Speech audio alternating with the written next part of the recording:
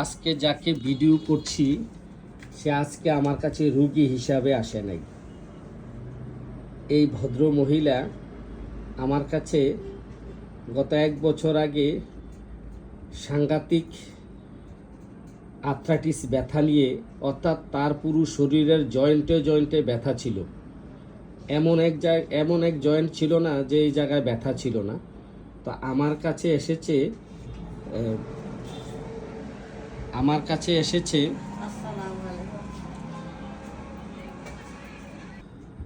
তো সব ডাক্তারকে ডাক্তারি চিকিৎসার জন্য সব সময় রুগী ডাক্তারের কাছে যায়। তো আজকে একটি ব্যতিক্রমধর্মী ভিডিও আমি করছি। তিনি যেটা বলছিলাম যে উনি দীর্ঘ 6-9 মাস বিছানার বেডে ছিলেন, আর 37,000 টাকা করে 20টা ইঞ্জেকশন দিয়েছেন। কোনোভাবেই ব্যথা বন্ধ হচ্ছিল না। 40,000 একটা 40,000 টাকাও ছিল, 47,000ও ছিল, আর 10টা দিছি 120 টাকা করে। তো এই যে এই 47,000 টাকা করে, 37,000 টাকা করে, 40,000 টাকা করে এতগুলো ইঞ্জেকশন দিয়েছে। বিছানার বেডে 9 মাস ছিল। এবং উনি যখন আমার কাছে এনেছিল, ওনার 4-5 জনে গাড়ি সরাসরি চেম্বারের সামনে ভিতরে ঢুকিয়ে 4-5 জনে নামিয়ে নিচে 3টা চেয়ার দিয়ে ওনাকে শুইয়ে তারপর রুগীলিপি করেছিলাম। তো যাই হোক, আমার কাছে যখন দ্বিতীয়বার আসলো তখন আমি ওনাকে বললাম যে আপনি নিজে গাড়ি থেকে নামতে হবে। তো সেই দিন উনি নিজে গাড়ি থেকে নেমে আমার চেম্বারে আসছে। এরপর 2-3 মাস পর থেকে সে একা আসতো, কাউকে সাথে নিয়ে আসতো। আর এখন তো উনি আমাকে চিকিৎসায় পুরোপুরি সুস্থ হওয়ার পর শত হাজার রুগী পাঠিয়েছে আমার চেম্বারে। তো যাই হোক, সবচেয়ে মজার বিষয় হলো আমরা সবসময় জানি ডাক্তারের কাছে রুগী যায় অসুস্থ হলে। তা আজকে আমার কাছে আসছে আমাকে দেখতে। এই 70 বছর বয়স্ক একজন ভদ্র মহিলা শুধু আমাকে দেখার জন্য, ডাক্তারকে দেখার জন্য আমার চেম্বারে এসেছে। এবং আসার সময় উনি খালি হাতে আসে নাই। এই যে দেখুন, আমার জন্য অনেক ফল ফ্রুট নিয়ে আসছে আমাকে উপহার দেওয়ার জন্য, খুশিতে আনন্দে। এটা একটা বিরল ঘটনা। আমি এতটা আনন্দিত হয়েছি, এতটা খুশি হয়েছি। আসলে এই যে রুগী এবং ডাক্তারের একটা হৃদ্যতাপূর্ণ সম্পর্ক, এই যে আন্তরিক সম্পর্ক, সেটা কখনোই টাকা পয়সা দিয়ে মূল্যায়ন করা যায় না। উনি আমার জন্য ওনার মন থেকে, ওনার হৃদয় থেকে উনি ভালোবেসে এই যে ফলমূলগুলো নিয়ে আসলো। আমি কি দিয়ে এই ঋণ পরিশোধ করব আমি ঠিক বোধগম্য হচ্ছে না। তা আমি ওনার মুখ থেকে একটু কথাটা শুনবো, আসলে উনি আমাকে কতটা ভালোবাসে। এই যে ভালো হওয়ার পর আমাকে কয়েকদিন পর শুধু দেখার জন্য আসে। তো উনি এতটা অসুস্থ ছিল যে ওনার মুখ থেকে শুনবো ওনার মেয়ে ছেলেরা কিভাবে আল্লাহর কাছে ক্ষমা চেয়েছে যে আমার মাকে অসুস্থ এত কষ্ট না দিয়ে, প্রয়োজন আল্লাহ তুমি তোমার কাছে নিয়ে যাও, তারপর আমার মাকে কষ্ট দিও না। সবাই মাপসাপ দিয়ে গেছে, সবাই ওনার থেকে ক্ষমা নিয়ে গেছে এবং উনিও অনেকে ক্ষমা দিয়ে গেছে। এবং অনেককে উনি চিনতও না, উনি যে আর কখনো ফিরে আসবে, বেঁচে সুস্থ হবে, এখন উনি ঠিক মানে এখন ওনার কাছে ওইটা একটা কল্পনা বা একটা অবিশ্বাস্যই মনে হয়।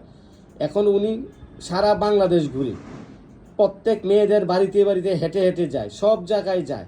আমি ওনার মুখ থেকে শুনবো। বলুন আপনার অনুভূতিটা।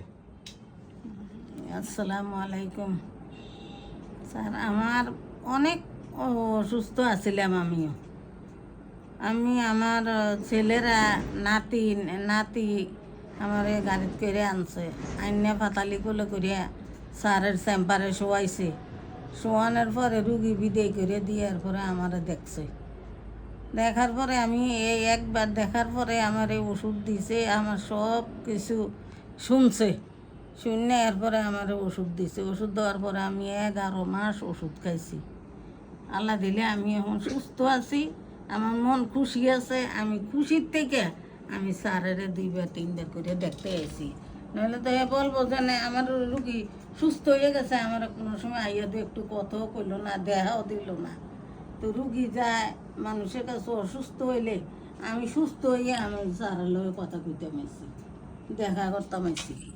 আমিও খুব খুশি হয়েছি, আল্লাহর কাছে এরকম প্রার্থনা করছি, আল্লাহ তুমি আমারে অত বাঁচাও, নইলে তোমার কাছে লইয়া যাও।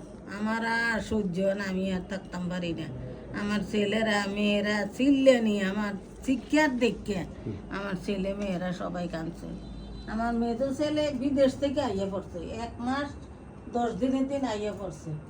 আইয়া পড়ানোর পরে এরপরে 2 মাস 10 দিন পরে আবার আমার চিকিৎসা করে এরপরে আমার ছেলেরা আবার দিছি কে একটা ইঞ্জেকশন দিছে আপনার 37,000, একটা দিছে 28,000, আর 10টা ইঞ্জেকশন নাভির ভিতরে দিছে 120 টাকা করে দিছে। আমার কোনো কার্যকরী হয়েছে না, আমি কোনো কিছু বুঝছি না।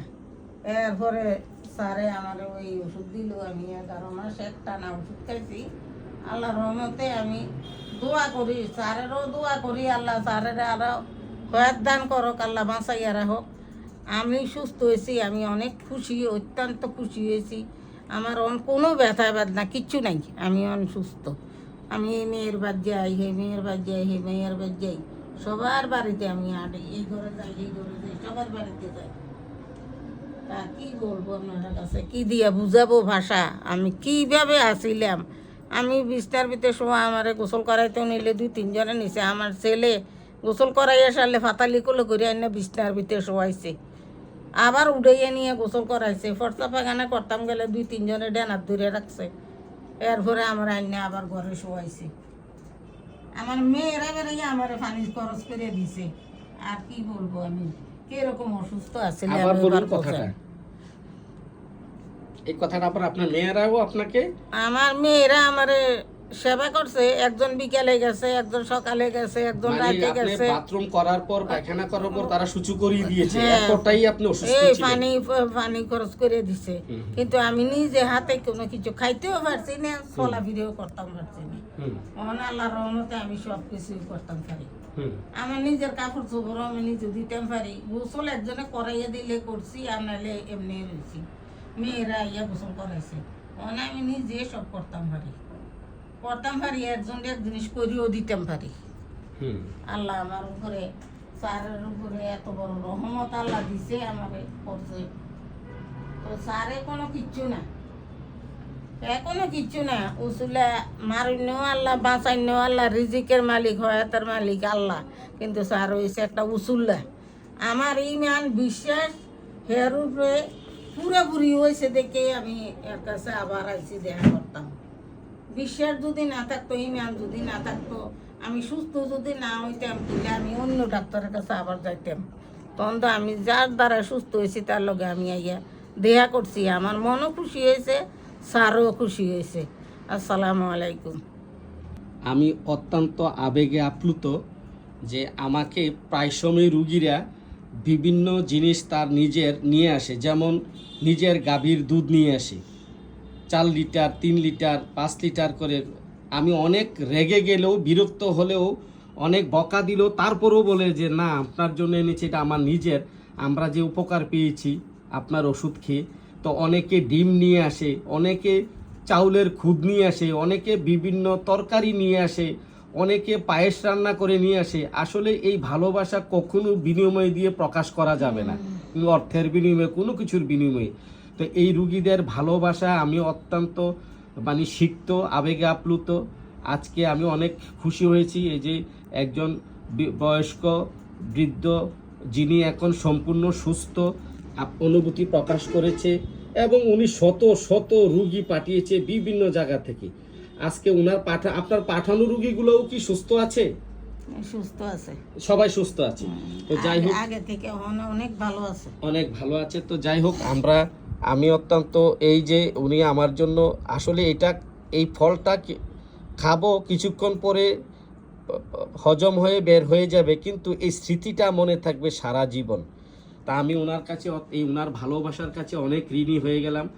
আমি অনেক আনন্দিত, আজকে খুশি। ওনার এই ভালোবাসা ব্যক্ত করতে, প্রকাশ করতে, এই যে উনি এত কষ্ট করে এই যে ফল নিয়ে আমাকে দেখতে এসছেন, আমি অত্যন্ত আনন্দিত এবং গর্বিত।